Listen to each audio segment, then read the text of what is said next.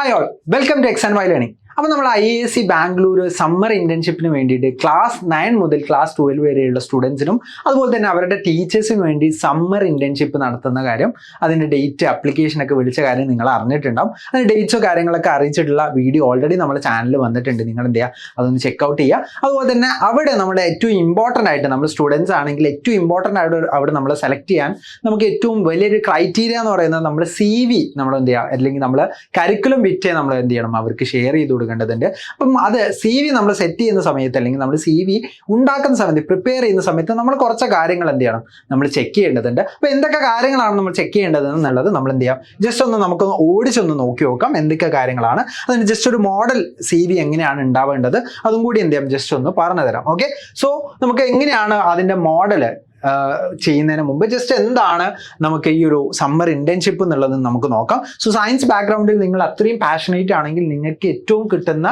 ഈ സമ്മർ വെക്കേഷനിൽ നിങ്ങൾക്ക് ചെയ്യാൻ പറ്റുന്ന ഏറ്റവും ബെസ്റ്റ് ആയിട്ടുള്ള ഒരു ഓപ്പർച്യൂണിറ്റിയാണ് സമ്മർ ഇന്റേൺഷിപ്പ്. അതും IISc ബാംഗ്ലൂർ ക്യാമ്പസിൽ പോയിട്ട് എന്ത് ചെയ്യാൻ പറ്റും, നമുക്ക് അറ്റൻഡ് ചെയ്യാൻ പറ്റും. അതിൽ 9 മുതൽ 12 വരെയുള്ള സ്റ്റുഡൻസിൽ 25 സ്റ്റുഡൻസിനാണ് എന്ത് ചെയ്യുക, സെലക്ട് ചെയ്യുക. അപ്പോൾ നമുക്ക് കിട്ടാനുള്ള പ്രോബബിലിറ്റി എന്താണ്, കുറവാണെന്ന് എന്ത് ചെയ്യുക, നിങ്ങൾ മനസ്സിലാക്കുക. അപ്പോൾ നമ്മൾ ഒരു കിട്ടാനുള്ള പ്രോബബിലിറ്റി അത്രയും വിദൂരമാണ്. അപ്പോൾ നമ്മൾ എന്ത് ചെയ്യണം, അതിനനുസരിച്ചുള്ള കരിക്കുലം വിറ്റ് എന്ത് ചെയ്യണം, നമ്മൾ സെറ്റ് ചെയ്യേണ്ടതുണ്ട്. അപ്പം ഇൻറ്റൻസ് കോമ്പറ്റീഷൻ ഫോർ ഹൈസ്കൂളേഴ്സ് ആണ്. അതായത് ഹൈസ്കൂളിൽ ഉള്ള കുട്ടികൾക്ക് ഇൻറ്റൻസ് ആയിട്ടുള്ള ഒരു കോമ്പറ്റീഷൻ ആണ് ആക്ച്വലി എന്ത്, ഈ ഒരു കോമ്പറ്റീഷൻ. ഇതിൽ സെലക്ട് ചെയ്യാന്ന് പറയുന്നത് എന്താണ്, ഒരു കോമ്പറ്റീഷൻ ആണ്. സോ നിങ്ങൾ എന്ത് ചെയ്യുക, നിങ്ങളുടെ ഗോള് അല്ലെങ്കിൽ നിങ്ങളെ സെറ്റ് ചെയ്തിട്ടുള്ള ഗോൾ എന്താണ്, അതുപോലെ തന്നെ നിങ്ങളെ സ്ട്രാറ്റജിക് ആയിട്ടുള്ള നിങ്ങളെ റിസർച്ച് പേപ്പേഴ്സ് എന്തെങ്കിലും ഉണ്ടെങ്കിൽ, അല്ലെങ്കിൽ നിങ്ങൾ എന്തെങ്കിലും സ്കൂളിൽ സയൻസ് ഫെയറിലോ കാര്യത്തിലൊക്കെ പങ്കെടുത്തിട്ടുണ്ട്, അതിൻ്റെ കാര്യങ്ങളൊക്കെ നിങ്ങൾ ഡീറ്റെയിൽ ആയിട്ട് നിങ്ങളുടെ CVയിൽ എന്ത് ചെയ്യേണ്ടതുണ്ട്, കൊടുക്കേണ്ടതുണ്ട്.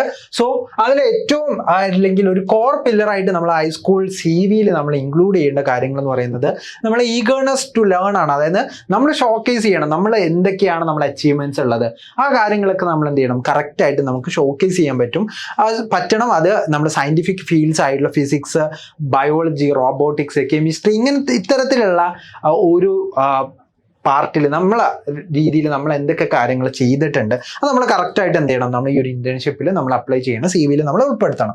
അതുപോലെ തന്നെ നമ്മൾ അക്കാഡമിക്സ് ഫൗണ്ടേഷൻ, നമ്മൾ എവിടെയാണ്, നമ്മൾ ഇപ്പോൾ 9th സ്റ്റുഡൻ്റ് ആണെങ്കിലും 10th സ്റ്റുഡൻ്റ് ആണെങ്കിലും +1 +2 ലെവലിലുള്ള സ്റ്റുഡൻസ് ആണെങ്കിലും നിങ്ങൾ ഇതുവരെ നിങ്ങളുടെ ഫൗണ്ടേഷൻ അല്ലെങ്കിൽ നിങ്ങളുടെ ഈ ഒരു അക്കാഡമിക് സ്ട്രെങ്ത്തിൽ നിങ്ങൾക്ക് ഏറ്റവും കിട്ടിയിട്ടുള്ള കോമ്പറ്റീഷൻ, അതായത് നിങ്ങൾ പാർട്ടിസിപ്പേറ്റ് ചെയ്തിട്ടുള്ള കോമ്പറ്റീഷൻ, അതിലെ റാങ്ക്സ്, ഇതെല്ലാം എന്ത് ചെയ്യണം, നമ്മൾ കറക്റ്റ്ലി എന്ത് ചെയ്യണം, മെൻഷൻ ചെയ്യണം. അപ്പോൾ നമ്മൾ പ്രൊമിനൻ്റ് ആയിട്ട് പറയുകയാണെങ്കിൽ നമ്മളിപ്പം NMMS ഒക്കെ ആണെങ്കിൽ 8th സ്റ്റുഡൻസ് അല്ലെങ്കിൽ 9th സ്റ്റുഡൻസ് ആണെങ്കിൽ നിങ്ങൾ NMMS ഒക്കെ എഴുതിയിട്ടുണ്ടാവും. ഇനി 9th ഇനി 10th എത്തിയിട്ടുള്ള സ്റ്റുഡൻസ് ആണെങ്കിൽ നിങ്ങൾ ISR UVK എഴുതിയിട്ടുണ്ടാവും. അങ്ങനെയുള്ള ഡിഫറെൻ്റ് ആയിട്ടുള്ള എക്സാംസ്, അതുപോലെ തന്നെ IOQM, അതുപോലെ തന്നെ NSCGS പോലെയുള്ള ഡിഫറെൻ്റ് ആയിട്ടുള്ള ഒളിമ്പ്യാഡ്സ് ഉണ്ട് അല്ലേ. അപ്പോൾ ആ ഒളിമ്പ്യാഡ്സിൻ്റെ ലെവല്, അതുപോലെ തന്നെ STEM റിലേറ്റഡ് ആയിട്ടുള്ള കാര്യങ്ങളിൽ ഇപ്പോൾ NTSC ഉണ്ടാവില്ല, ബട്ട് ഒളിമ്പ്യാഡ്സ്, അതുപോലെ തന്നെ ഇൻസ്പയർ, അങ്ങനെയുള്ള ഡിഫറെൻ്റ് ആയിട്ടുള്ള എക്സാംസ് അല്ലെങ്കിൽ സ്കോളർഷിപ്പ് ഒക്കെ നിങ്ങൾ അവൈൽ ചെയ്തിട്ടുണ്ടെങ്കിൽ നിങ്ങൾ എന്ത് ചെയ്യണം, അത് പറയേണ്ടതുണ്ട്.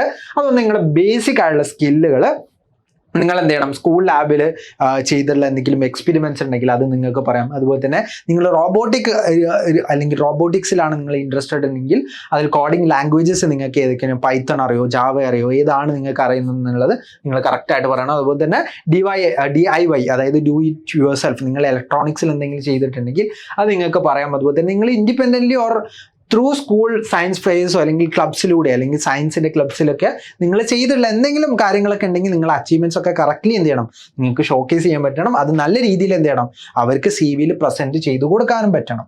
ഇനി നമ്മൾ ഏറ്റവും ഇമ്പോർട്ടൻ്റ് ആയിട്ട് മനസ്സിലാക്കേണ്ടതാണ് അക്കാഡമിക് ആൻഡ് ഫൗണ്ടേഷണൽ സ്കിൽസ് എന്ന് പറയുന്നത്.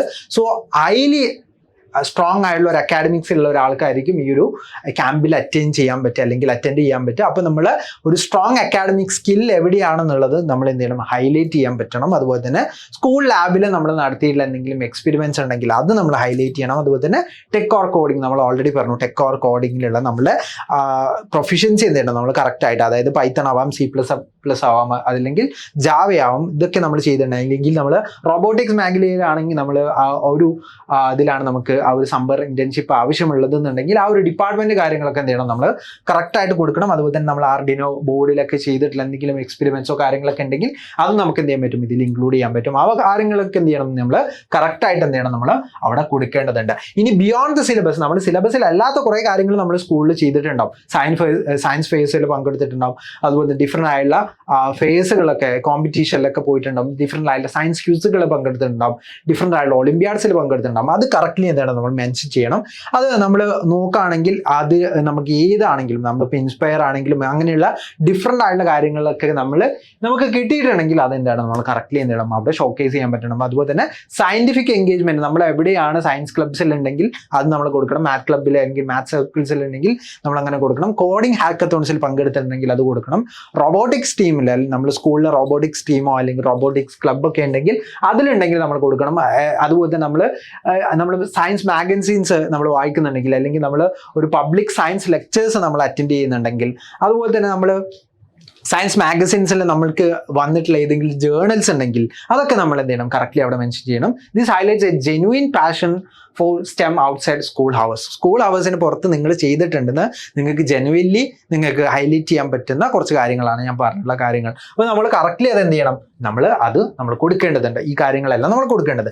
ഇനി ഒരു മോഡൽ സി വിയിൽ നമ്മൾ ഏറ്റവും സിമ്പിൾ ആയിട്ടുള്ള രീതിയിലായിരിക്കണം നമ്മൾ സി വി ചെയ്യേണ്ടത്. അതായത് അവർക്ക് കുറച്ചുകൂടി എന്ത് ചെയ്യണം, വായിക്കാൻ പറ്റുന്ന രീതിയിൽ, അതായത് സിമ്പിൾ ആയിട്ടുള്ള രീതിയിൽ മതി. സിമ്പിൾ ആയിട്ടുള്ള ടെക്സ്റ്റുകൾ എന്ത് ചെയ്യാം, നമ്മൾ യൂസ് ചെയ്യുക.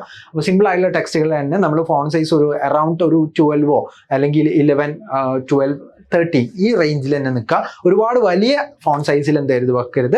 അതുപോലെ തന്നെ അവർക്ക് വായിക്കാൻ പറ്റുന്ന ഒരു സിംഗിൾ പേജിൽ തന്നെ നിങ്ങളുടെ ഔട്ട്ലൈൻ അവർക്ക് കിട്ടുന്ന രീതിയിലാണെങ്കിൽ കുറച്ചുകൂടി ബെറ്റർ ആവും. അപ്പോൾ നിങ്ങൾക്ക് 11, 12, 13 ഒക്കെ വെച്ചിട്ട് നിങ്ങൾക്ക് ഒരു സിമ്പിൾ രീതിയിൽ അവർക്ക് വായിക്കാൻ പറ്റുന്ന രീതിയിൽ നിങ്ങൾക്ക് ഒരു PDF ഒക്കെ ക്രിയേറ്റ് ചെയ്യാൻ പറ്റുന്നുണ്ടെങ്കിൽ അതായിരിക്കും ബെറ്റർ ആയിട്ടുണ്ടാവുക. അപ്പോൾ നിങ്ങൾ കറക്റ്റ്ലി നിങ്ങൾ എന്ത് ചെയ്യണം, നിങ്ങളുടെ നെയിം, നിങ്ങളുടെ ഫോട്ടോ, അതുപോലെ തന്നെ നിങ്ങളുടെ അക്കാഡമിക് നോളജ്, അല്ലെങ്കിൽ നിങ്ങൾ എവിടെയാണ് പഠിക്കുന്നത്, അക്കാഡമിക് ബാക്ക്ഗ്രൗണ്ട്സ് എന്ത് ചെയ്യണം, കറക്റ്റായിട്ട് പറയണം. ഏത് ക്ലാസ്സിലാണ് പഠിക്കുന്നതെന്ന് പറയണം. അതുപോലെ തന്നെ നിങ്ങളുടെ കമ്മ്യൂണിക്കേഷൻ അഡ്രസ്സ്, അതുപോലെ തന്നെ നിങ്ങളെ വിളിക്കാൻ കോൺടാക്ട് ചെയ്യാനുള്ള നമ്പർ കാര്യങ്ങളൊക്കെ എന്ത് ചെയ്യണം, കറക്റ്റ്ലി അവിടെ മെൻഷൻ ചെയ്ത് കൊടുക്കണം. ആദ്യം നമ്മുടെ പേഴ്സണൽ ഡീറ്റെയിൽസ് ആണ് നമ്മൾ ആദ്യം കൊടുക്കേണ്ടത്. അതിനുശേഷം കൊടുക്കേണ്ട കാര്യങ്ങളാണ് നമ്മൾ എന്ത് ചെയ്യുന്നത് പറയുന്നത്. അതിൽ മെയിൻലി നമ്മൾ എന്ത് ചെയ്യണം, ഒബ്ജക്റ്റീവ് അവിടെ മെൻഷൻ ചെയ്യണം. നമ്മൾ എന്തുകൊണ്ടാണ് അവിടെ സമ്മർ ഇന്റേൺഷിപ്പ് നമ്മൾ ചൂസ് ചെയ്യാനുള്ള കാരണം എന്താണ്, അല്ലെങ്കിൽ അവിടെ എന്താണ് നിങ്ങളെ അട്രാക്ട് ചെയ്തിട്ടുള്ളത്, അതെന്ത് ചെയ്യണം, കറക്റ്റായിട്ട് കൊടുക്കണം. അത് നിങ്ങൾക്ക് അട്രാക്ട് ചെയ്ത ആ ഒരു പാർട്ട് എന്താണെന്ന് അവിടെ മെൻഷൻ ചെയ്തിട്ടുണ്ടെങ്കിൽ it shows a clear interest and realistic expectation for a high schooler. അതായത് ഒരു ഹൈസ്കൂളറിന് വേണ്ടിയുള്ള ഒരു എക്സ്പെക്ടേഷൻ എന്ത് ചെയ്യും, അവർക്ക് കിട്ടുന്നതായിരിക്കും. ഇനി നമ്മൾ ഏറ്റവും ഇമ്പോർട്ടൻ്റ് ആയിട്ട് മനസ്സിലാക്കേണ്ടതാണ് നമ്മളെ എഡ്യൂക്കേഷൻ. നമ്മൾ ഓൾറെഡി പറഞ്ഞു, എഡ്യൂക്കേഷൻ ബാക്ക്ഗ്രൗണ്ട് എന്ത് ചെയ്യണം, നമ്മൾ കറക്റ്റ്ലി കൊടുക്കണം. അതിൽ തന്നെ നമ്മൾ എഡ്യൂക്കേഷൻ ബാക്ക്ഗ്രൗണ്ടിലാണ് നമ്മൾ അച്ചീവ്മെന്റ്സ്, ഡിഫറെൻ്റ് ആയിട്ടുള്ള കോമ്പറ്റേറ്റീവ് എക്സാംസിന് പങ്കെടുത്തിട്ടുണ്ടെങ്കിൽ അതിൻ്റെ റാങ്ക്, അതുപോലെ തന്നെ നമ്മൾ ഇപ്പോൾ 10th കഴിഞ്ഞ സ്റ്റുഡൻസ് ആണെങ്കിൽ ബോർഡ് എക്സാമിൻ്റെ പെർസെൻറ്റേജ് ഉണ്ടാവും. ഇപ്പം 11th കഴിഞ്ഞുള്ള സ്റ്റുഡൻസ് ആണെങ്കിലും അവർക്ക് എന്ത് ഉണ്ടാവും, അവർക്ക് 12th പഠിക്കുന്ന സ്റ്റുഡൻസ് ആണെങ്കിൽ ഡെഫിനറ്റ്ലി ഒരുപാട് ഡിഫറെൻ്റ് ആയിട്ടുള്ള കോമ്പറ്റേറ്റീവ് എക്സാംസ് അവർ അറ്റൻഡ് ചെയ്തിട്ടുണ്ടാവും. അതിലുള്ള റാങ്ക്സും കാര്യങ്ങളും നിങ്ങൾ കറക്റ്റ്ലി എന്ത് ചെയ്യണം, മെൻഷൻ ചെയ്യണം. അതുപോലെ തന്നെ ഡിഫറെൻ്റ് ആയിട്ടുള്ള കോമ്പറ്റേറ്റീവ് എക്സാംസിൻ്റെ റാങ്ക്. ഓക്കെ, ഇനി ഇത് എന്ത് ചെയ്യണം, നിങ്ങൾ സ്ട്രോങ് അക്കാഡമിക് ബാക്ക്ഗ്രൗണ്ട്സ് അവർക്ക് കിട്ടി, അത് വായിക്കുന്ന സമയത്ത് തന്നെ കിട്ടും. ഇനി കോർ സബ്ജക്റ്റ്, നിങ്ങൾ പഠിക്കുന്ന കോർ സബ്ജക്റ്റ് ഏതാണ്? നിങ്ങളിപ്പം +1, +2 ഒക്കെ ആണെങ്കിൽ നിങ്ങൾ സയൻസ് ബാക്ക്ഗ്രൗണ്ട് ആണ് പഠിക്കുന്നതെന്നുണ്ടെങ്കിൽ ഡെഫിനറ്റ്ലി നിങ്ങൾക്കായിരിക്കും അവിടെ സെലക്ഷൻ കിട്ടുന്നുണ്ടാവുക. അപ്പോൾ അവിടെ നമുക്ക് എന്താണ്, physics, chemistry, mathematics, computer science, ചിലപ്പോൾ കമ്പ്യൂട്ടർ സയൻസ് ആയിരിക്കും, ചിലപ്പം ബയോളജി ആയിരിക്കും ചിലപ്പോൾ ഉണ്ടാവുക. അപ്പോൾ നിങ്ങൾ എന്ത് ചെയ്യണം, അവിടെ കറക്റ്റ്ലി അവിടെ മെൻഷൻ ചെയ്യണം. അതിൽ തന്നെ നിങ്ങൾ കമ്പ്യൂട്ടർ സയൻസ് ആണെങ്കിൽ അവിടെ ഏത് ലാംഗ്വേജ് ആണ് നിങ്ങൾ മെയിൻലി ഫോക്കസ് ചെയ്യുന്നത് അതും കൂടി എന്താണ് അവിടെ കൊടുക്കേണ്ടതുണ്ട്. അപ്പം ഇതെന്ത് ചെയ്യും, നിങ്ങളെ ഇവാലുവേറ്റേഴ്സ് കറക്റ്റ്ലി നിങ്ങളെ ഫൗണ്ടേഷണൽ നോളജ് എന്ത് ചെയ്യാൻ പറ്റും, അവർക്ക് അസസ് ചെയ്യാൻ പറ്റും. അതുപോലെ തന്നെ അവർക്ക് എന്ത് ചെയ്യാൻ പറ്റും, നിങ്ങളെക്കുറിച്ചൊരു ജസ്റ്റ് ബ്രീഫ് ആയിട്ടുള്ള നോളജ് കൂടി കിട്ടും. ഇത് വെച്ചിട്ടായിരിക്കും എന്ത് ചെയ്യുക, ഇവർ സെലക്ട് ചെയ്യുക. അപ്പോൾ നിങ്ങൾ എന്ത് ചെയ്യണം, കറക്റ്റ്ലി ഈ ഒരു കാര്യങ്ങൾ എന്ത് ചെയ്യണം, പറയണം. അതുപോലെ തന്നെ നിങ്ങൾ ഫിസിക്കലായിട്ട് ലാബിൽ എന്തെങ്കിലും നിങ്ങൾക്ക് സ്കിൽസ് ഉണ്ടെങ്കിൽ അത് എന്ത് ചെയ്യണം, നിങ്ങൾ മെൻഷൻ ചെയ്യണം. അത് ലൈക്ക് നിങ്ങൾ +1, +2 ആണെങ്കിൽ നിങ്ങൾ ഡിഫറെൻ്റ് ആയിട്ടുള്ള ടൈട്രിമെട്രിക് റിയാക്ഷൻസ് നടത്തുന്നുണ്ടാവും. ഡിഫറെൻ്റ് ആയിട്ടുള്ള എക്സ്പെരിമെന്റ്സ് നിങ്ങൾ ഫിസിക്സ് ലാബ്സിലും അതുപോലെ തന്നെ ബയോളജി, സുവോളജി, ബോട്ടണി ലാബ്സിലൊക്കെ നിങ്ങൾ ചെയ്തിട്ടുണ്ടാവും. അതുപോലെ കമ്പ്യൂട്ടർ കമ്പ്യൂട്ടർ സയൻസ് പഠിക്കുന്ന സ്റ്റുഡൻസ് ആണെങ്കിൽ കമ്പ്യൂട്ടർ സയൻസിലുള്ള ഡിഫറെൻ്റ് ആയിട്ടുള്ള കാര്യങ്ങളും എന്ത് ചെയ്യുന്നുണ്ടാവും, നിങ്ങൾ പഠിച്ചിട്ടുണ്ടാവും അല്ലേ. കമ്പ്യൂട്ടർ സയൻസിൽ നിങ്ങൾ കമ്പ്യൂട്ടർ ലാബുമായിട്ട് അസോസിയേറ്റ് ചെയ്തിട്ടുള്ള ഒരുപാട് കാര്യങ്ങൾ എക്സ്പെരിമെന്റ്സ് നിങ്ങൾ ചെയ്തിട്ടുണ്ടാവും. അതൊക്കെ എന്ത് ചെയ്യണം, നിങ്ങൾ കറക്റ്റ്ലി നിങ്ങൾ ഫൗണ്ടേഷൻ ക്യാപ്പബിലിറ്റീസിൽ നിങ്ങൾ അറിയിക്കണം. അതെല്ലാം നിങ്ങൾ കൊടുക്കേണ്ടത് ഒരു ഹെഡിങ്ങിന്റെ താഴെ ആയിരിക്കണം. ഒരു ഹെഡിങ്ങിന്റെ താഴെ നിങ്ങൾ കറക്റ്റ്ലി അവർക്ക് വായിക്കാൻ പറ്റുന്ന രീതിയിൽ ബുള്ളറ്റിൻ പോയിന്റ്സ് ആയിട്ട് ഷോർട്ട് ആൻഡ് ക്രിസ്പ് ആയിട്ടുള്ള രീതിയിൽ അതും നിങ്ങളുടെ കാര്യങ്ങൾ വ്യക്തമായിട്ട് പറയുന്ന രീതിയിലായിരിക്കണം നിങ്ങൾ എന്ത് ചെയ്യേണ്ടത്, ഉൾപ്പെടുത്തേണ്ടത്. അതുപോലെ തന്നെ നിങ്ങൾ ടെക് ആൻഡ് കമ്പ്യൂട്ടേഷൻ സ്കിൽസ് അതിൽ നമ്മൾ പറയുന്നത് ഡിഫറെൻ്റ് ആയിട്ടുള്ള 3D മോഡലിംഗ്, അതുപോലെ തന്നെ ആർഡിനോ പ്രോഗ്രാമിംഗ്, അതുപോലെ തന്നെ മൈക്രോസോഫ്റ്റ് എക്സലിൻ്റെ ഡാറ്റ ഹാൻഡിൽ ചെയ്യാൻ നിങ്ങൾക്ക് പറ്റുന്നുണ്ടെങ്കിൽ, അതുപോലെ തന്നെ പൈത്തണിലെ ലൂപ്സ് ബേസിക് ലോജിക് ഒക്കെ നിങ്ങൾക്ക് അറിയാമെന്നുണ്ടെങ്കിൽ അതൊക്കെ എന്ത് ചെയ്യണം, നിങ്ങൾ കറക്റ്റ്ലി എന്ത് ചെയ്യണം, മെൻഷൻ ചെയ്യണം. അതുപോലെ തന്നെ നിങ്ങൾ സ്കൂളിൽ ചെയ്തിട്ടുള്ള നിങ്ങളുടെ പ്രൊജക്ട്സുകൾ, സ്കൂളിൽ എന്തെങ്കിലും പ്രൊജക്ട്സ് ചെയ്തിട്ടുണ്ടെങ്കിൽ അത് നിങ്ങൾ മെൻഷൻ ചെയ്യണം.